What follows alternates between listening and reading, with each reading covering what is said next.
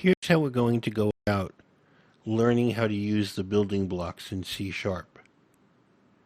Rather than talking about numbers and strings in the abstract, we'll build some very simple applications and see how these are put to use. Once again, we click on New Project.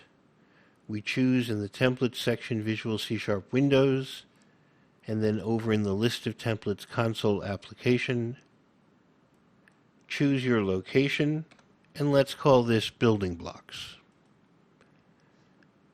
This puts us into a new program, as we saw in the Hello World example. Let's take a little closer look at some of what's in here. First are a number of using statements. Using statements bring into your program pre-created code that your program can use. Visual Studio has put into your program a number of using statements that simplify your coding that you may or may not need. As we go along, we'll add additional using statements and delete the using statements we don't need. Next comes a namespace.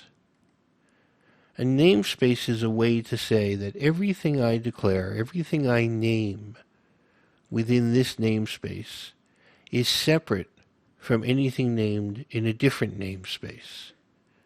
By having multiple namespaces, you can avoid having collisions in names. Now, what does that mean? Well, for example, you might create a variable. We'll talk about a variable in a moment. But you might create a variable named myVariable. Well, it may turn out that Microsoft has in one of its libraries a variable named myVariable. Those names will not collide as long as they're in separate namespaces. In the console application, we have a single class called Program. Classes are a way of creating new types. We're going to talk about types and classes a great deal. For now, we can ignore this code. Within this class, we have a function called main.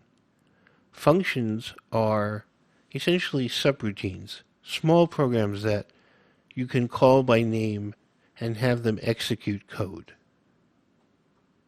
Once again, we're going to ignore the structure of all of this and accept that within this function, we can put code that when we run the application, that code will run. We already saw this with Hello World, which, by the way, was a good introduction to the idea of strings.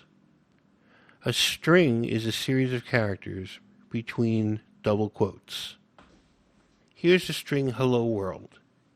Notice the red squiggly line under Hello World. That's the compiler telling you that you don't have a legal C# statement. You can't just write a string and leave it out there unattached to anything else. I can, however, create a string variable. A variable is essentially a holder for some kind of object. In this case, we're going to create a string variable.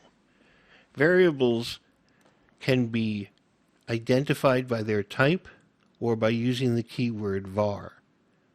If I write var myString equals hello world, and then go to my end of my statement and end it with a semicolon, because all statements must end with a semicolon, then the red squiggly line goes away because I now have a legal statement. Notice the green squiggly line. That indicates that I've created a variable that I've not used anywhere, and that's fine. The var keyword does not say, oh, this can be any type. It says, compiler, please figure out the type. And the net effect is exactly the same as if I had written string myString.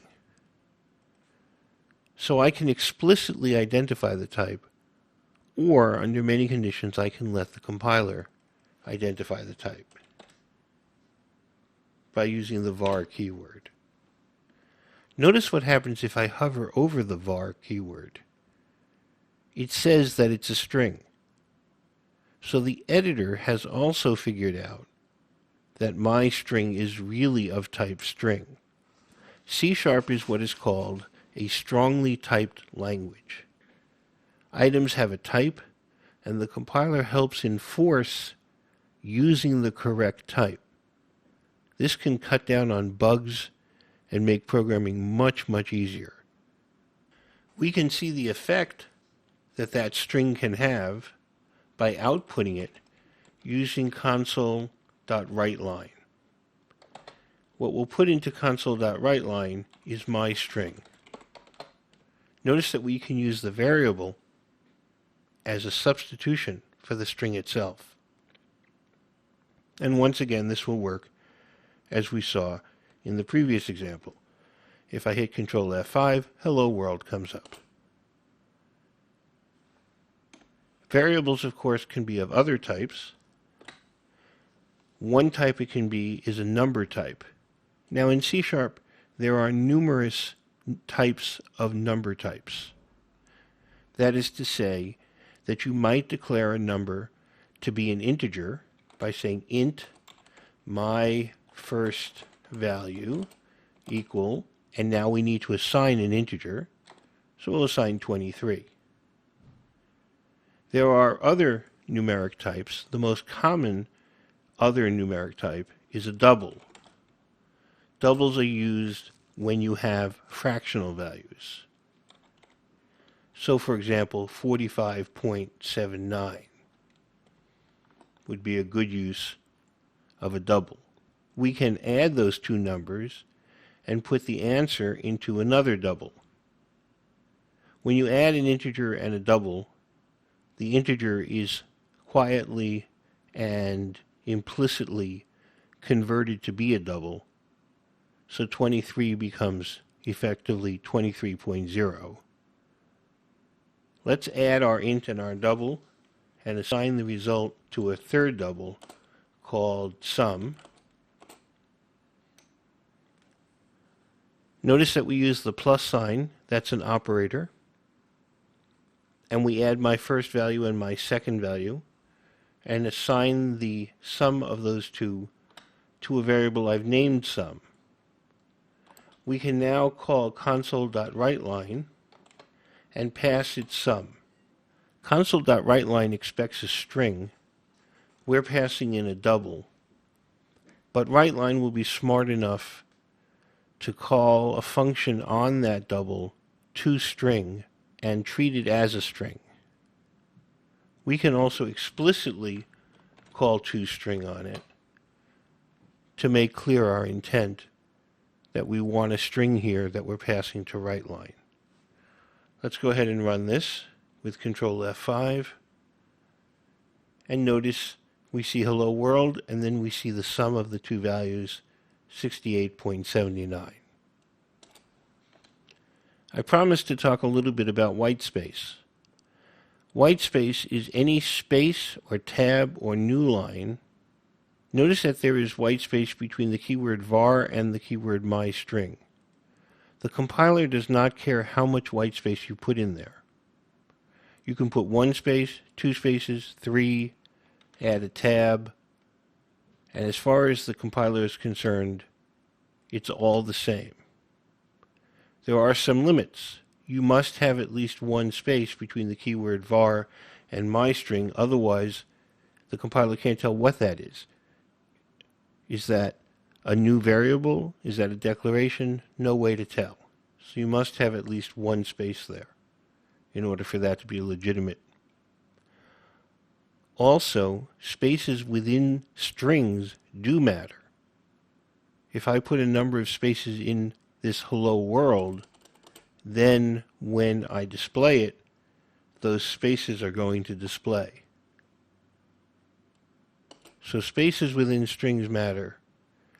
Most space outside of strings doesn't matter. And for example, I could even add new lines as white space and spread this out across 3 lines. And that's just fine as far as the compiler is concerned. We can run that and that'll work just as it did before. Control Z is our friend in getting this back to the way it was.